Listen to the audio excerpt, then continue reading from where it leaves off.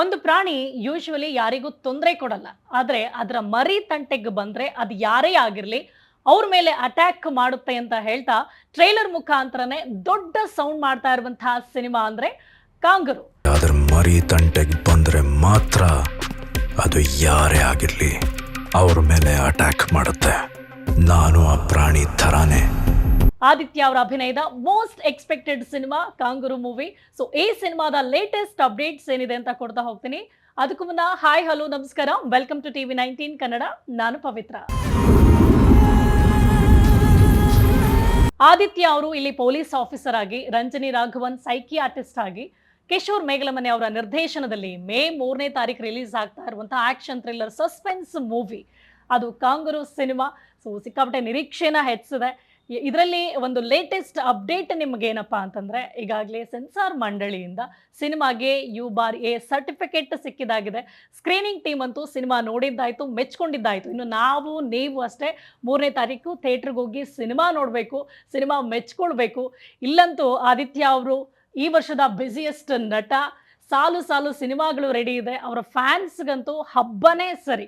ಅದರಲ್ಲೂ police officer ಆಗಿ ಇಲ್ಲಿ ಕಾಣಿಸ್ಕೊಳ್ತಾ ಇದ್ದಾರೆ ಅಂದರೆ, ಆ್ಯಂಡ್ ಇಲ್ಲಿ ಅವ್ರನ್ನ ಪೊಲೀಸ್ ಆಫೀಸರ್ ಆಗಿ ನೋಡುವಾಗ ಬಹಳ ಖುಷಿ ಆಗುತ್ತೆ. ಯಾಕೆ ಅಂದರೆ ಅವರ ಹೈಟು, ಪರ್ಸನಾಲಿಟಿ, ಅವರ ಲುಕ್ ಇರ್ಬೋದು, ಅವರ ವಾಯ್ಸ್ ಇರ್ಬೋದು. ಒಬ್ಬ ಖಡಕ್ ಪೊಲೀಸ್ ಆಫೀಸರ್ಗೆ ಈ ಹೇಳಿ ಮಾಡಿಸೋದು ಅಂತ ಹೇಳ್ತಾರಲ್ಲ, ಅಷ್ಟರ ಮಟ್ಟಿಗೆ ಅವರು ತುಂಬ ಚೆನ್ನಾಗಿ ಸ್ಕ್ರೀನಲ್ಲಿ ಕಾಣಿಸ್ಕೊಳ್ತಾ ಇದ್ದಾರೆ.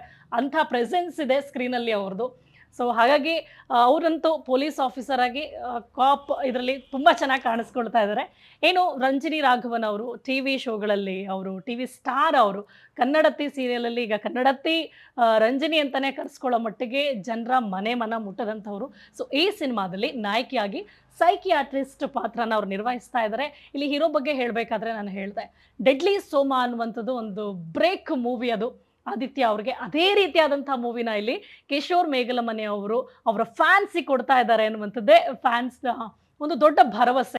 ಆದಿತ್ಯ ಅವ್ರಿಗೆ ಬ್ರೇಕ್ ಮೂವಿ ಆಗ್ಲೇನಂತ ವಿಶಸ್ ಅಂತೂ ಸಿಕ್ಕಾಪಟ್ಟೆ ಇದೆ. ಅದೇ ಥರ ಕಾಣಿಸ್ತಾ ಇದೆ ಕೂಡ ಸಿನಿಮಾ. ಆರೋಹ ಪ್ರೊಡಕ್ಷನ್ ಬ್ಯಾನರ್ ನಡಿ ಈ ಸಿನಿಮಾ ನಿರ್ಮಾಣ ಆಗ್ತಿರೋದು. ಅಲ್ಲೇ ಹೇಳ್ದಂಗೆ ಮೇ 3ನೇ ತಾರೀಕು ಸಿನಿಮಾ ರಿಲೀಸ್ ಆಗ್ತಾ ಇದೆ. 3ನೇ ತಾರೀಕು ರಿಲೀಸ್ ಆಗುತ್ತೆ. ಇನ್ನೊಂದಷ್ಟು ದಿನ ವೆಯ್ಟ್ ಮಾಡಿದ್ರೆ OTTಲಿ ಬರುತ್ತೆ, TVಲಿ ನೋಡೋಣ ಅಂತ ಕಾದು ಕೂತ್ಕೊಳ್ದೇನೆ, ಆ ಥರ ಮಾಡ್ದೇನೆ ನಾವು ಕನ್ನಡಿಗರಾಗಿ ನಮ್ಮ ಕನ್ನಡ ಸಿನಿಮಾನ ಥಿಯೇಟ್ರಿಗೆ ಹೋಗಿ ನೋಡೋಣ. ಯಾಕಂದರೆ ಒಂದು ಸಿನಿಮಾ ಅಂತ ಬಂದಾಗ ವರ್ಷಾನುಗಟ್ಲೆ ಆ ಸಿನಿಮಾ ಮೇಲೆ ಕೆಲಸ ಮಾಡಿರ್ತಾರೆ ಇಡೀ ಟೀಮ್. ನೂರಾರು ಜನ ಕೆಲಸ ಮಾಡಿರ್ತಾರೆ, ಟೆಕ್ನಿಷಿಯನ್ಸ್ ಇರ್ತಾರೆ, ಹೀರೋ ಇರ್ತಾರೆ, ಹೀರೋಯಿನ್ ಇರ್ತಾರೆ. ನಾವು ದುಡ್ಡು ಕೊಟ್ಟು ಒಂದು 100-150 ರೂಪಾಯಿ ಕೊಟ್ಟು ಥಿಯೇಟ್ರಿಗೆ ಹೋಗಿ ಸಿನಿಮಾ ನೋಡಿದರೆ ಅಷ್ಟು ಜನರ ಲೈಫ್ ಕೂಡ ಬೆಳಗುತ್ತೆ. ಸೊ ಇನ್ನೊಂದಷ್ಟು ಒಳ್ಳೆ ಸಿನಿಮಾಗಳನ್ನು ಮಾಡಬೇಕು ಅನ್ನೋ ಒಂದು ಹುಮ್ಮಸ್ಸು ಅವರಲ್ಲಿ ಬರುತ್ತೆ. ಸೊ ಅದನ್ನು ನಾವೇ ಆ ಹುಮ್ಮಸ್ಸನ್ನು ತುಂಬಬೇಕು.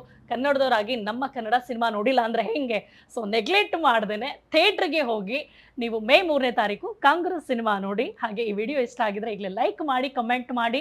ಜೊತೆಗೆ ಇನ್ನೂ ಕೂಡ ಟ್ರೈಲರ್ ನೋಡಿಲ್ವಾ? ಒಂದ್ಸರಿ ಕಾಂಗರು ಸಿನಿಮಾ ಟ್ರೈಲರ್ ನೋಡಿ.